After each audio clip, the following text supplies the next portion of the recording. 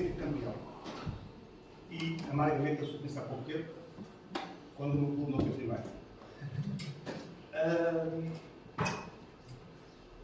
Transportando isto para a parte espiritual,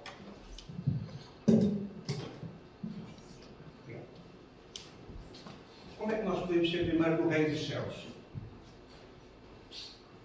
Provavelmente nós nunca pensámos muito nisso, mas todos nós, mais ou menos, temos o nosso lugar marcado na igreja.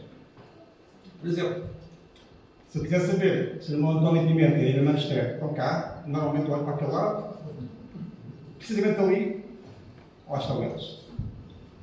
Se eu quiser saber se a irmã Alice está cá, olho ali para trás, para o meu lado esquerdo, ali bem encostado à parede, para a parede não cair, está sempre ali. A irmã Jane, com a sua família, temporada costuma estar lá atrás. Curiosamente, hoje mudou de lugar, está daquele lado. Mas está lá atrás. A irmã Graça Batista e a Silvia quase sempre estão ali. Naquele sítio. O João Pereira e a Cristina também estão por ali. Eu e a minha família normalmente estamos ali. E hoje estamos aqui. Como o professor do Instituto Bíblico me ensinou há uns anos, todas as ilustrações têm o seu ponto fraco. E, em especial, quando nós ficamos atrasados. Foi o meu caso. Já um pouco atrasado, já não fiquei no lugar que é habitual. Mas pronto. Alguém disse, é verdade, que o ser humano é um animal de hábitos. E as polícias de investigação têm bem consciência deste dizer, claro. Porque quando precisam de apanhar criminosos, têm muita atenção dos hábitos que eles costumam ter. Não é? Mas sabem, o tema de hoje, levado à letra, poderia fazer com que muitos irmãos que habitualmente se costumam sentar aqui na frente preferissem os gajos lá atrás. Mas não precisam de entrar em pânico, não precisam de mudar. Para perceberem melhor o meu ponto, vamos abrir nossas Bíblias no versículo dourado, que nos irá conduzir ao texto desta manhã. E porquê que é o versículo dourado? Porque é o versículo que fica no ouvido. Então, vamos abrir nossas Bíblias em Mateus, capítulo 19, versículo 30. E podem deixar ficar aí nessa página. Podem seguir, temos o texto desta manhã, que vai de Mateus 20, de 1 a 16. Então, abrindo nossas Bíblias em Mateus 19, versículo 30. E vou pedir à Ruth para fazer o favor de ler. Obrigada.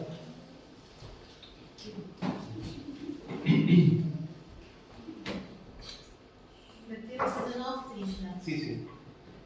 Porém, muitos primeiros serão derradeiros, e muitos derradeiros serão primeiros. Perceberam agora o que queria dizer?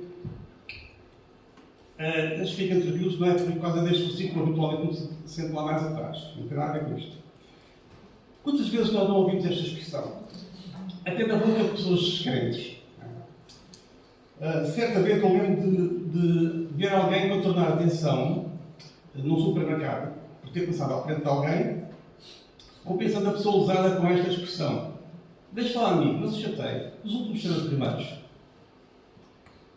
Mesmo não tendo vivência espiritual, a verdade é que as pessoas descrentes também usam as expressões bíblicas. Ou por utilidade, ou por conveniência, mas num plano meramente secular. A Igreja de Cristo interessa realmente tirar proveito do plano espiritual. O que é que as expressões bíblicas nos dizem? E Cristo deixou-nos uma parábola para elucidar este princípio. Então, vamos ver essa parábola no texto desta manhã, em Mateus, capítulo 16. Mateus 21 a 16. Assim é que é.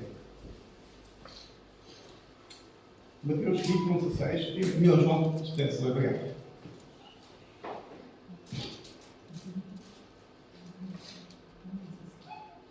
Mateus 21 a 16. O correio dos céus é semelhante a um dono de casa que saiu de madrugada para salariar trabalhadores para a sua vinha. E tendo ajustado com os trabalhadores a 1 denário por dia, mandou-os para a vinha. Saindo pela terceira hora, viu na praça outros que estavam desocupados e disse-lhes: ide vós também para a vinha, e vos darei o que for justo. Eles foram. Tendo saído outra vez, perto da hora sexta e da nona, procedeu da mesma forma. E saindo por volta da hora 11ª, encontrou outros que estavam desocupados e perguntou-lhes: por que estiveste aqui desocupados o dia todo? Responderam: por ninguém nos contratou. Então lhe disse eu: e também vós para a vinha? Ao cair da tarde, disse o senhor da vinha ao seu administrador: chama os trabalhadores e paga-lhes o salário, começando pelos últimos, indo até aos primeiros. Vindo-os da hora 10ª, recebeu cada um deles um denário. Ao chegarem os primeiros, pensaram que receberiam mais. Porém, também estes receberam um denário cada um. Mas, tendo recebido, murmuravam contra o dono da casa, dizendo: estes últimos trabalharam apenas 1 hora, contudo os igualaste a nós, que suportamos a fadiga e o calor do dia? Mas o proprietário, respondendo, disse a um deles: amigo, não te faço injustiça. Não combinaste comigo um denário? Toma o que é teu e vai-te, pois quero dar a este último tanto quanto a ti. Porventura não me é lícito fazer o que quero do que é meu? Ou são maus aos teus olhos porque eu sou bom? Assim os últimos serão primeiros, e os primeiros serão últimos, porque muitos são chamados, mas poucos escolhidos. Obrigado. À primeira vista, este sistema de pagamento às avessas parece-nos um pouco injusto, não é? O que é que se está passando aqui? O que é que Cristo nos quer transmitir através desta parábola? Esta história que nos parece à primeira vista bizarra, não é? O que é que eles nos querem ensinar com este princípio? Então, é interessante podermos tentar aplicar este princípio à nossa sociedade atual, não é? Então vemos que a verdade é que este princípio não tem aplicação. Não funciona. Se tu estiveres numa fila do continente, no aeroporto, na padaria, nas finanças, cada pessoa é atendida pela sua vez. Pode até seguir uma senha, não é? E na nossa sociedade, os primeiros são os primeiros, os últimos são os últimos. E é assim que o sistema funciona. No desporto, o primeiro é o campeão. O segundo já é o primeiro dos últimos, mas não é o primeiro. No governo, se bem que em 2015 foi feita uma manobra em que o primeiro foi o primeiro, da geringonça, mas pronto. Normalmente, quem ganha é sempre o primeiro na nossa sociedade. Na educação, nós vivemos num sistema com méritos. Os que chegam ali primeiro são atendidos primeiros. As pessoas que trabalham mais horas ganham mais dinheiro. Os estudantes com notas mais altas vão para os quadros de excelência e até podem escolher o curso que gostariam de frequentar, da sua preferência. Mas há uma constatação. Jesus declara que não será necessariamente assim que as coisas vão funcionar no seu reino. No seu planejamento, muitos primeiros serão os últimos e muitos últimos serão os primeiros. Isto fará sentido no reino de Deus? Obrigado por terem perguntado. Em busca de uma resposta, como sempre, por analisar o contexto, levou Cristo a preferir este princípio, bem como esta parábola para poder explicar. O contexto é nada mais nada menos que o resultado da resposta de Jesus a 2 homens diferentes que abordaram Jesus tipicamente de uma forma contratual. Como quiseram assinar um contrato com Deus. O primeiro foi o jovem rico, em Mateus 19, 15 a 26, na passagem imediatamente anterior a esta. E este jovem era socialmente bem aceito, sendo rico, não é? Era dos primeiros, era jovem, portanto não tinha doenças, religioso, e até conforme Lucas 18, vemos que ele era um governante, ou um príncipe, portanto também tinha responsabilidades sobre as pessoas, não é? Então, este homem veio até Jesus pedindo que explicasse o que é que ele teria que fazer para ganhar a vida eterna. Ele calculava que havia guardado os 10 mandamentos, mas Jesus lhe faltaria algo mais, se era suficiente para a sua qualificação. E a resposta de Jesus disse que ele precisava de fazer uma cirurgia radical e colocou o bisturi no cancro da sua vida. Vendo os teus bens, dá o teu dinheiro aos pobres e tu terás um tesouro nos céus. Pois vem e segue-me. Então, se ele queria celebrar um contrato com Jesus, ele poderia fazê-lo, mas o preço a pagar é demasiadamente alto. E nós vimos na história, portanto, que ele não estava disposto a pagar. Então, partiu muito triste, deixando o porto para trás. O segundo homem que abordou Jesus, na verdade, era um homem que estava sempre perto dele, o discípulo, era Pedro, e também o abordou com o espírito contratual. Em Mateus 19, 25 a 30. Pedro e os discípulos presenciaram o episódio com o jovem rico. E Pedro achou que deveria fazer uma pergunta franca a Jesus. Depois o fio. Olha, nós deixámos tudo para segui-lo. O que é que nós vamos ganhar? O que está reservado para nós? A pergunta de Pedro parece que é em proveito próprio, mas em alguma outra altura das nossas vidas nós já chegámos a fazer esta pergunta. No princípio do nosso compromisso com o Senhor, talvez não abordemos o assunto, mas depois, quando já trabalhamos no valor do dia, nós ficamos inquietos e as coisas acontecem. E nós perguntamos, o que é que nós ganhamos com isso? Em algum momento ou outro, todos nós já chegamos à pergunta de Pedro. Por exemplo, talvez tenhas esperado com algumas dificuldades financeiras, com um orçamento apertado. És um dedicado seguidor de Jesus, que tu tens que lutar com este orçamento. E vês no teu trabalho, recebes do ordenado, e vês colegas teus que, além do ordenado, vão para outros atalhos e vão buscar mais algum dinheiro. E isto não te parece justo. Qual é a recompensa pelo teu compromisso? O que é que tu ganhas com isso?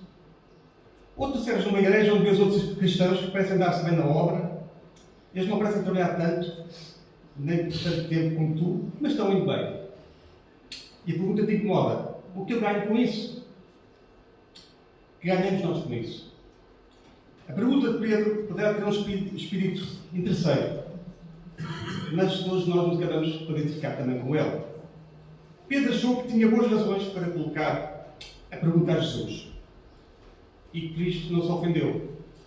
Respondeu com graça verdadeira e brandura também. Jesus explicou a Pedro em como Deus não seria devedor. Vemos no capítulo 19, versículo 28 a 29. Iriam sentar-se sobre os 12 tronos e julgar as 12 tribos de Israel, no reino do milénio. Será 100 vezes tanto nesta vida e herdará a vida eterna. Então Jesus concluiu a sua resposta com esta afirmação, ou este princípio: porém muitos primeiros serão os verdadeiros, e muitos verdadeiros os primeiros. Agora, este princípio é de tal modo importante que Cristo o repete no versículo 16. Não sei se é possível. Pois. Então, obrigado. Vou cortar com não é as coisas digitais, está um bocado despassado, mas compreender é possível. Assim, pois, esta pergunta, portanto, esta pequena parábola que Jesus nos dá sobre o reino dos céus, no início deste capítulo 20, está inteiramente relacionada com o seu contexto, com esta afirmação, bem como o espírito que ela conduziu. E a questão que se impõe é: o que é que Jesus está falando? O que é que ele está querendo nos transmitir? Antes de entrarmos na parábola, já podemos concluir 3 coisas resultantes deste contexto. Primeiro, Jesus não deixa dúvidas que muitos são chamados, mas poucos são escolhidos ou salvos. Nem últimos são. Segundo, os seus discípulos escolhidos terão a vida eterna, quer sejam primeiros ou últimos. O trabalho na vinha será justamente recompensado. E terceiro, porém, entre os salvos, a posição que as pessoas têm neste mundo perante os homens parece ser, ou é mesmo, relativa para Deus. Como é que é isso? Explica lá. Esse foi o objetivo de Jesus ao nos deixar esta parábola. Vamos então ver o seu sentido ou significado prático e qual é que é a lição que Cristo quer que nós aprendamos. Então, importa fazer uma análise da parábola de uma forma prática e também a lição espiritual que nós temos a ter dela. O plano prático: o reino dos céus é semelhante a um homem, pai de família, que saiu de madrugada a assalariar os trabalhadores para a sua vinha.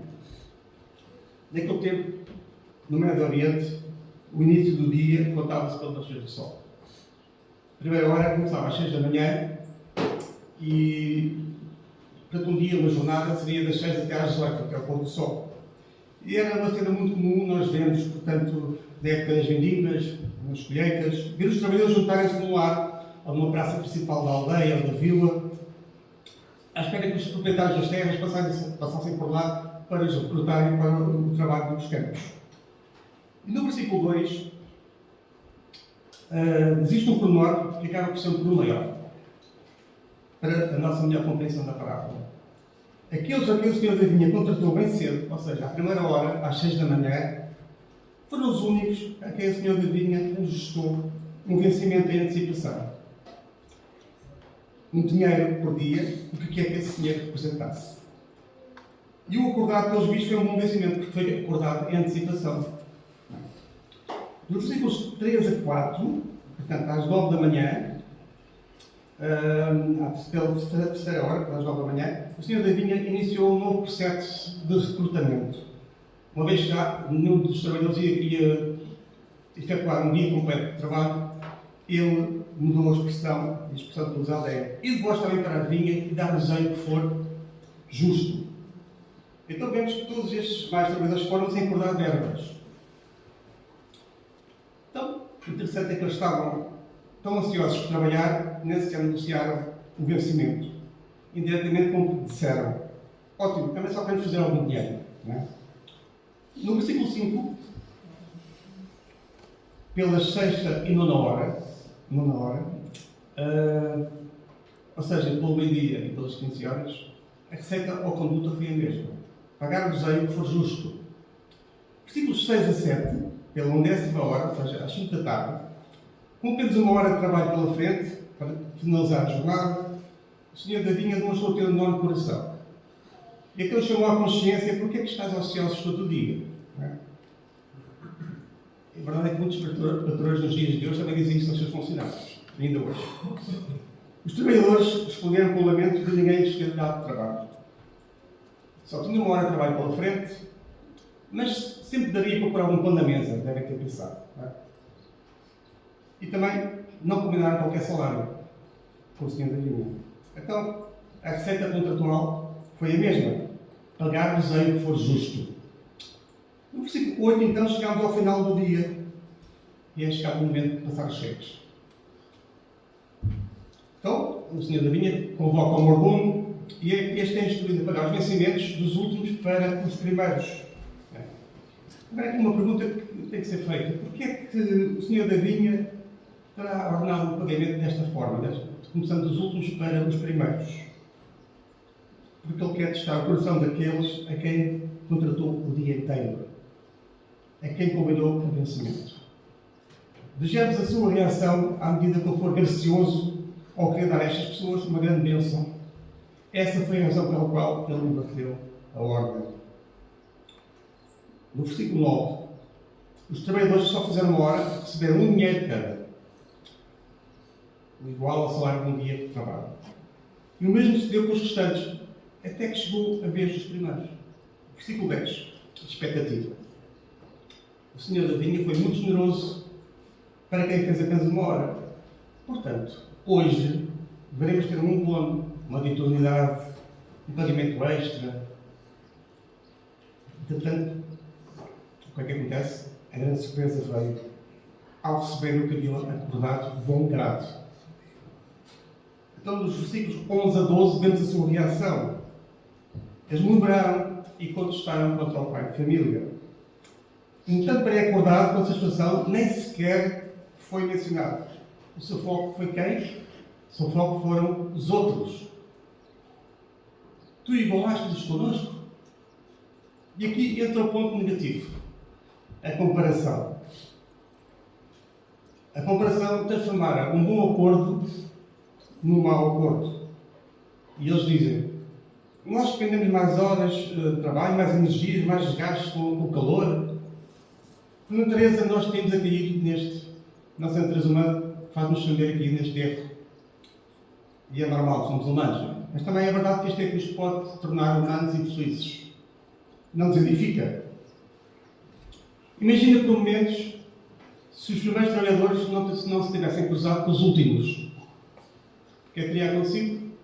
eles teriam acabado a jornada de trabalho com um sentimento de dever cumprido e de gratidão e de felicidade, em vez de infelicidade. Então, vemos do versículo também, continuando, 13 a 16, a soberania imperturbável do Senhor da vinha. Versículo 13, e eu gosto desta expressão, ele diz: amigo, não é escravo, é amigo. Vemos que ele é amável e seguro e à prova de críticas ou de queixas. Não vos estou prejudicando. Não combinaste comigo um dinheiro a contar com toda a fadiga no calor de um dia de trabalho. Versículo 14. Vemos que ele é soberano na administração de sua riqueza e generosidade. Toma lá o que é teu e retira-te. Mesmo sendo derradeiro, eu quero presenteá-lo tanto como a ti. Não devo nada a ele e também não ficarei a dever nada a ti. Sabes que mais? Nós até apertámos as mãos esta manhã. Tu estavas muito feliz. Agora não pareces tão feliz. Lamento, tens pena. Versículo 15. Ele reage à pressão serenamente, com boa leitura do momento. Não sei o dono que o Senhor te temeu?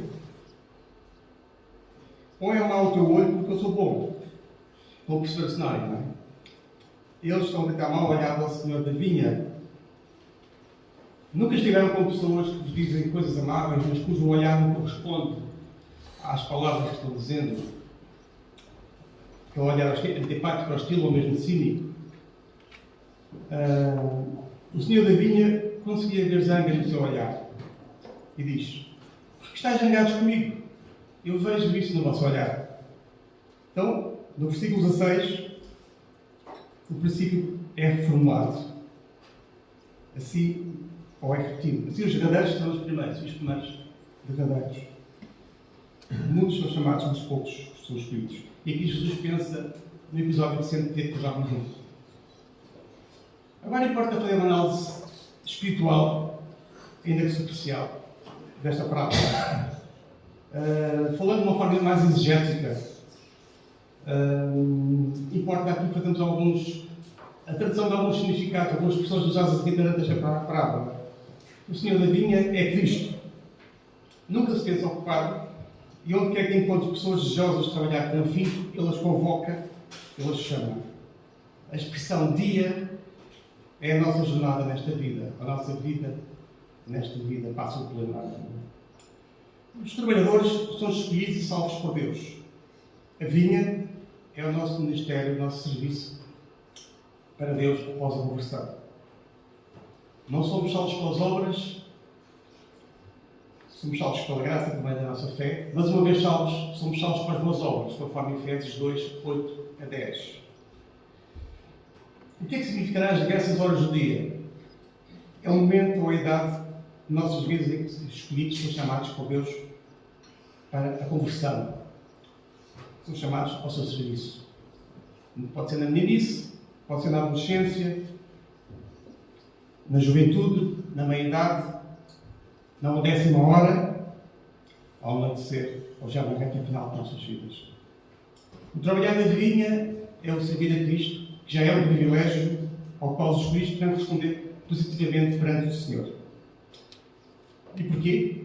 Porque, tal como o homem rico, podemos estar muito bem posicionados socialmente e até sermos religiosos, podemos ter um bom emprego, voluntariado social espetacular. Sem Cristo no coração, tudo isso não passará da ociosidade espiritual. Tempo inútil para Deus. O aproximar da noite é o final das nossas vidas. O nosso ministério aqui o comparecer perante Cristo. O pagamento é a dádiva de Deus, a vida eterna. Essa dádiva Deus estendeu a todos os escolhidos, mesmo chamados na parte final de suas vidas, com superabundante graça. Nem sequer os putos, mas fiéis também serão recompensados. Por fim, eu diria que um dos ensinamentos da parábola é que o tratamento desigual não é a mesma coisa que o tratamento injusto. Todos os trabalhadores foram tratados com justiça, recebendo o acordado. Agora, a verdade também é que a essência ou a tónica desta parábola recai sobre a superabundante graça para com os trabalhadores da 10ª hora, da última hora. Portanto, vimos ideias essenciais tipificados na parábola, mas esta análise quer um pouco mais ainda de uma análise mais profunda em termos espirituais. E então julgo que temos de ser muito cuidadosos para não interpretar erradamente esta parábola de Jesus. E como? Viver à vontadinha. Pensando, bem, já que os últimos são os primeiros, então quer dizer que tu também podes viver neste mundo à vontadinha, não é? E depois de repente, no último instante da tua vida, assim que ouças o médico dizer não há nada mais a fazer, vamos ter que desligar o suporte de vida. Não é? Então, podes ter uma oração do tipo, ó Deus, perdoa todos os meus pecados, etc, etc. Eu quero servir-te, não é? Do conveniente. Ao responder diretamente a Pedro, em Mateus 19, 29, Jesus diz na parte final do versículo que ele será 100 vezes tanto o que tiver deixado de Cristo e herdará a vida eterna. Então fica claro que a dádiva, o presente do dom de Deus para aqueles que acreditam em Jesus Cristo é a vida eterna. O momento da tua conversão será uma questão de escolha divina. Está de acordo com a soberania de Deus. Está nas mãos de Deus. Existem muitos exemplos de pessoas que receberam o Senhor como seu Salvador na 10ª hora de suas vidas. Até bem final, tipificando do leito da morte. E eu não irei fazer o papel de advogado de ninguém, não irei discutir o mérito ou a validade do arrependimento no leito da morte. Deus conhece todos os corações. Mas se uma pessoa, no leito da morte, efetivamente recebesse Jesus Cristo, ou receber Jesus Cristo, e esse Deus está genuinamente como seu Senhor, ele será a mesma vida eterna que tu e eu já recebemos. Embora tenha vindo a Jesus em último, ele irá obter o mesmo dos que vieram a Cristo em primeiro, que é o dom poderoso de Deus, a vida eterna. Agora, em Mateus 25,14, Jesus dá-nos uma outra parábola dos 10 talentos. Não precisam de abrir, ela é fácil de resumir. E eu uso esta parábola porque ambas estas parábolas têm algo em comum, que é a fidelidade às oportunidades que Deus nos concede. Então, nessa parábola, resumindo, a parábola dos 10 talentos, o Senhor da casa, antes de partir para longe, para uma terra distante, ele deu uma certa quantia de dinheiro, chamou 3 servos. A um deu 5 talentos, a outro deu 2, a outro deu 1. E deu a cada um de acordo com a sua capacidade. Eles conheciam-os bem e sabiam as capacidades de cada um. Então partiu para uma terra distante e, ao regressar, exigiu contas dos seus 3 servos. O servo que fora dado 5 talentos disse: Senhor, eu recebi 5 talentos e ganhei mais 5. Eis aqui 10. O Senhor disse: bem feito, bom e fiel servo. Foste fiel no pouco, sobre o muito te colocarei. Entra no reino do Senhor. O servo que recebera 2 talentos disse: Senhor, eu recebi 2 talentos e ganhei mais 2. Eis aqui 4 talentos. E a resposta do Senhor foi a mesma. Bem feito, bom e fiel servo, sobre o pouco foste fiel, sobre o muito te colocarei. Entra no bolso do Senhor. Chega a vez daquele que havia recebido só um talento e ele começou a racionalizar. Não é? Senhor, eu sei que és um homem duro, sei que razão não semeastes, se hoje escondi na terra o teu talento, aqui tens o que é teu. E o que é que aconteceu? O Senhor excluiu, dizendo: mau e negligente servo, não serves para o serviço, foste inútil. O seu falhanço é usar as oportunidades que o Senhor concedeu e excluíram-no. Em suma, não devemos olhar para a parábola desta manhã com viandade dizendo: pouco importa a nossa conduta perante Deus. Vejamos então o ensinamento essencial da parábola desta manhã. Primeiro, o conceito que a parábola está de facto ilustrando é a fidelidade ao pacto que estabeleceste com Deus e Deus contigo. Enquanto trabalhamos para o nosso Deus, o dono da vinha, nada mais importa do que honrá-lo com o nosso serviço. Agora, notem que o Senhor da vinha questionou os trabalhadores dessa primeira hora a razão da sua inoperação, praticamente um dia de trabalho que não fizeram nada, né? Estavam ociosos. E a resposta foi: porque ninguém nos contratou, eles não haviam tido a oportunidade de trabalhar. Então, com o super abandono de graça e generosidade do Senhor da vinha, foram convidados a 1 hora do final da jornada. E de vós também, e pagar-vos o que for justo. E eles foram, e durante 1 hora, fiéis à oportunidade que lhes havia sido concedida. A ênfase que Cristo faz questão de ilustrar na parábola esta manhã é a fidelidade na utilização das oportunidades que Deus nos concedeu na sua vida, no nosso ministério para Ele. Esse será o motivo pelo qual Deus nos irá julgar para determinar a medida do nosso galardão que queremos receber, conforme 2 Coríntios 5:10. A Bíblia afirma que o que é exigido de um servo é que ele seja fiel no seu serviço, no seu trabalho para o Senhor. Então, resumindo, se Deus me chamou no início do dia e Ele for fiel, é isso que contará. Deus tem em conta a fidelidade nas oportunidades concedidas. Agora, existem algumas pessoas as quais parece que Deus concedeu várias oportunidades. Elas têm ministérios bem conhecidos. Estou-me a lembrar, por exemplo, de um irmão nosso conhecido, o Billy Graham, que já não está entre nós, já partiu para o Senhor.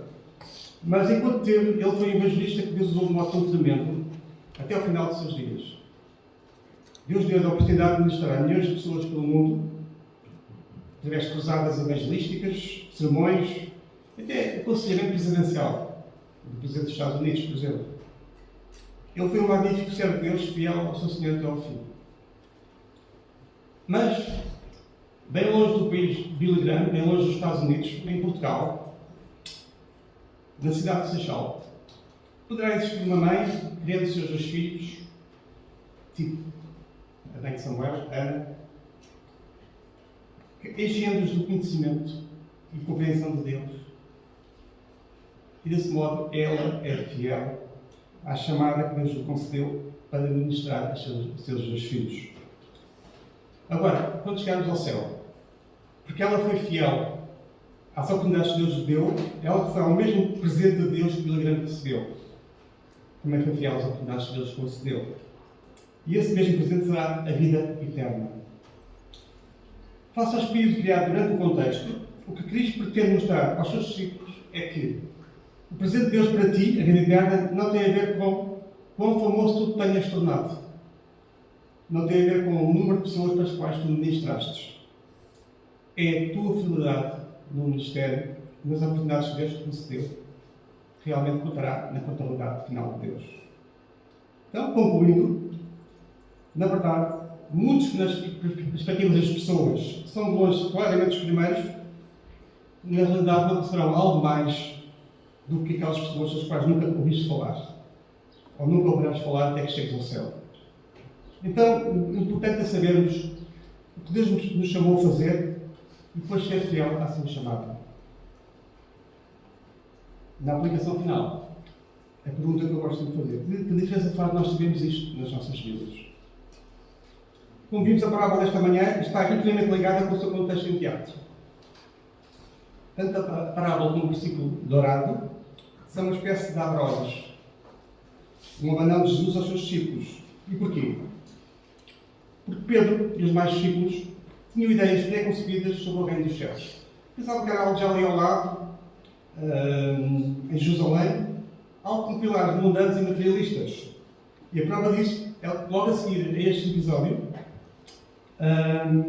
após Jesus lhes ter explicado a realidade da cruz que o esperava, já em pré-agonia, ainda recebeu um pedido da mãe dos filhos de Zebedeu, a mãe de Tiago e João, que, como por outras palavras, pediu: Senhor, põe os meus 2 meninos bem lá no topo, um à tua direita e outro à tua esquerda, a chamada cunha. Mas com este princípio, dos últimos são os primeiros, e a consequência parábola, Jesus pretende mostrar a todos aqueles discípulos que a mentalidade assim não pode ser esta. Não que para Deus fossem últimos, mas se mantivessem esta mentalidade e perspectiva humana, iriam sentir-se como tal. Esta é a questão. Deus não vê ninguém assim, mas se nós tivermos esta mentalidade, nós vamos ver aquela pessoa como primeiro e eu como segundo, e isso é algo impraticável. Outra coisa que Jesus também deixa bem claro com este episódio é que Deus não quer que tenhamos com Ele um relacionamento de contrato. Na verdade, quando temos uma mentalidade de contrato, é aí que acabamos para Deus e vivemos para nós. O espírito do nosso relacionamento com Deus não dá a ser: dá-me, Senhor, o que eu mereço. Tu sabes o que tu e eu merecemos, não é? não sei se é possível, se for prático. O nosso salário é a morte. Não é? Isso é o que nós merecemos. Deus não se relaciona connosco na base do nosso mérito, mas sim na base de sua graça e até de superabundante graça. E nesta parábola Jesus expõe 3 grandes e maravilhosos princípios de Deus, que são soberania, graça e justiça. Sendo que a aplicação da sua soberania e graça nunca são em prejuízo da sua justiça. E Paulo tinha um verdadeiro motivo para servir a Cristo, que é em 2 Coríntios 5,14, onde ele diz: porque o amor de Cristo nos constrange. Que este seja o verdadeiro motivo pelo qual nós servimos, apenas porque o amamos, e sim, certamente, sentimos sempre os primeiros, sentimos sempre campeões. Que Deus abençoe.